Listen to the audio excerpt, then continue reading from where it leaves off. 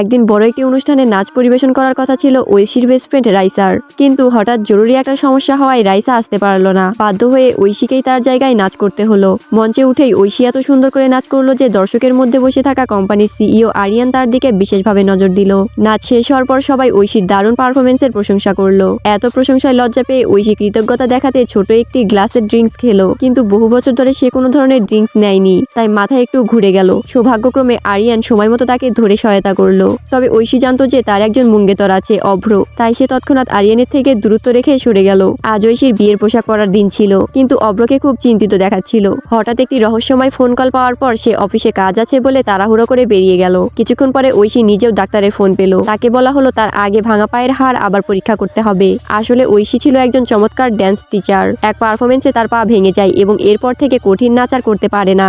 নতুন রিপোর্ট দেখার পর ঐশী ভেবে নিল যে সে আর কখনো নাচ করতে পারবে না। ডাক্তারের কাছ থেকে বেরিয়ে ঐশী অভ্রকে খুঁজতে গিয়ে দেখলো এক অচেনা নারী স্নেহা অভ্রকে জড়িয়ে ধরে কাঁদছে এবং বলছে যে সে নাকি অভ্রের সন্তানের মা হতে চলছে। ঐশী সত্যটা জানতে এগিয়ে গেলে অভ্র উল্টো ঐশীকেই দোষ দিতে লাগলো, যেন সে তাকে গোপনে অনুসরণ করছে।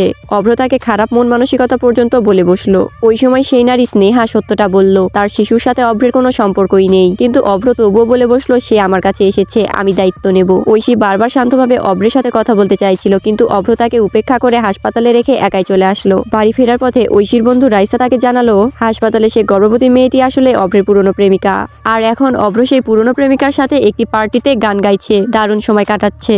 সব শুনে ঐশী রাগে দুঃখে সেখানে পৌঁছালো। ভেতরে ঢোকার আগে সে অভ্রকে ফোন করে জিজ্ঞেস করলো, তুমি কেন আমাকে মিথ্যা বললে? কেন বলনি যে হাসপাতালে যে মেয়েটা ছিল সে তোমার পুরনো প্রেমিকা? অভ্র রেগে গিয়ে উল্টো বলল, তুমি আমাকে গোপনে অনুসরণ করছো, আর আমার এক্স এখন প্রেগনেন্ট, তাই তাকে যত্ন নেওয়া আমার দায়িত্ব। এত কথা শুনে ঐশী আর এক মুহূর্ত সহ্য করতে পারলো না। অবশেষে সে বলল, তাহলে আমাদের সম্পর্ক এখানেই শেষ, আমি তালাক চাই। সে সিদ্ধান্ত নিল 3 বছর ধরে ভালোবেসে ভুল মানুষকেই বিশ্বাস করেছিল। অভ্র মনে করছিল ঐশী আবার আগের মতো ফিরে এসে ক্ষমা চাইবে, কিন্তু ঐশী আর ফিরেও তাকালো না।